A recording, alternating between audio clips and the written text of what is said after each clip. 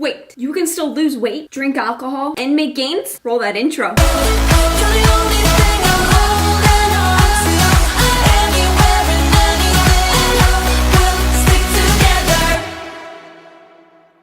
So it's that time of year where everybody wants to go out, they want to drink, they want to have a good time. The weather's beautiful outside, and what a great opportunity to have a couple of drinks. A lot of people actually don't realize that there's not a whole lot of research to suggest that alcohol will actually hurt your gains if you are consuming it in a low to moderate amount while controlling your calories. Currently right now, I think most people, they'll have a number of drinks and say they'll start fresh the next day. They don't take account for the amount of drinks that they're consuming in their total caloric intake. But if they simply just account for the amount of alcohol that they are consuming while controlling their calories and only having a moderate amount, they can actually still make some progress. So most importantly, you need to take the time to actually track your alcohol consumption. Today I'm going to go over how you can actually do that successfully. Firstly, if you know that you're going out at night, you want to actually make sure that you have the calories available. So this may mean saving up a couple of extra calories, reducing your portion sizes of your meals throughout the day so you can account for some extra calories so you can enjoy a couple of drinks with your friends in the evening. Before we continue, I should mention though, you don't want to actually get to the point where you're completely intoxicated on a regular basis, because this has shown to have some negative impacts on your body composition. Keep it between a low to moderate amount. If you have one glass of wine every single night, this isn't going to hurt your gains if it's accounted for in your calories. So after you've saved up the amount of calories that you want in order to have a couple of drinks in the evening, next you want to actually decide on the type of drink that you want to consume. I recommend sticking to the same drink because it keeps it easier, and mixing alcohol, let's face it, it's never a good idea. So once you've decided on your desired drink for the evening, next you want to actually determine the total amount of calories within this drink. Some of you might be saying, I will stick to hard liquor because there is no carbs in it, and then that way I don't have to account for it in your macros. What a lot of people fail to realize is that there is actually 7 calories per ounce of alcohol, so you actually still need to account for this. Even if you have hard liquor and there are no carbs in it, you're still consuming calories. And if you drink enough, it will put you into a caloric surplus, therefore leading to weight gain over time. So once you have figured out the total calories in that amount of drink, next you want to decide whether you want to allocate that out to your fats, your carbs, or both. You never, ever want to allocate any of your alcohol consumption to your protein. Protein is the most important macronutrient when it comes to muscle. Depending on how your day looks, it doesn't really matter where you decide to allocate your alcohol consumption. It could be to your fats, your carbs, or both. Let's discuss how you would do this. For example, for simplicity purposes, let's just take a Bud Light, approximately 100 calories in a bottle of Bud Light. If you are wanting to actually take this 100 calories and allocate it to your carb total, all you have to do is take this 100 calories and divide it by 4. There are actually 4 calories in 1 gram of carbs, hence why you're going to divide it by 4 to get your total amount of grams of carbs being allocated to your carb total. 100 divided by 4 will leave 25 grams of carbs. If you want to actually save up your carbs and not allocate this out, maybe you enjoy having more carbs in the evening, then you have the option of allocating out this 100 calories from the Bud Light to your fat. There are 9 calories for 1 gram of fat, so all you would do is take the 100 calories from the Bud Light, divide it by 9 to get your total fat. This is approximately 11 grams of fat. So you would take 11 grams of fat, allocate it to your fat for the day in order to account for 1 Bud Light. If you want to do a combination of both, I only recommend doing this option as it is a little bit more complex when you find that you don't have a lot of macros to play with. Say you only have 5 grams of fat left and only a handful of carbs left. What you're going to do is just decide how much you want to allocate to each. So decide on whatever one you want to first. If you take, say you have 5 grams of fat left for the day and you're not going to have any more fats, you're going to take 5 grams of fat and allocate it to your remaining fat total. So you take 5 grams of fat and you're actually going to times it by 9 to get the total calories used. This is 45 calories taken from the 100 calorie alcohol beverages. So you take the 100 calories divided by the amount used of 45,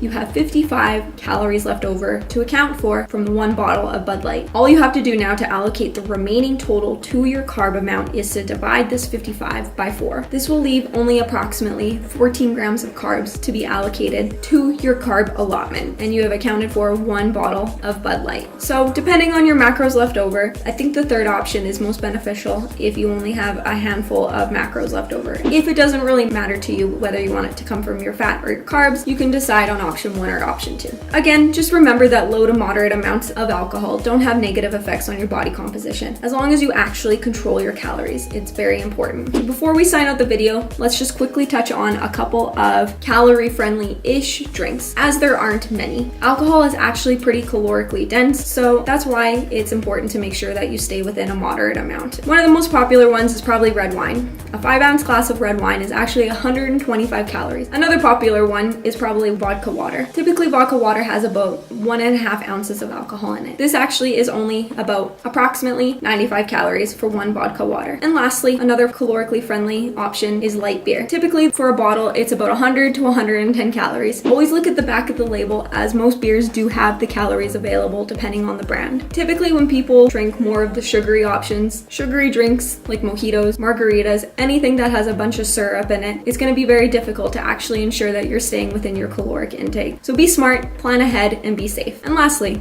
don't drink and drive. Alright you guys, I hope you found this video helpful. Comment down below and let me know if you guys found this video helpful or not. I hope you guys are having a good summer and you can start to utilize some of these tips and tricks into your daily routine. Question of the day: what is your guys' favorite alcohol beverage? And if you have done a little bit of research on it, let us know. What are the calories of that favorite alcoholic beverage? Thanks so much for watching, you guys. Make sure you hit that like button, you subscribe, and share the damn video to somebody who needs some help with tracking their alcohol intake. Thanks for watching, you guys. I'll see you in the next one.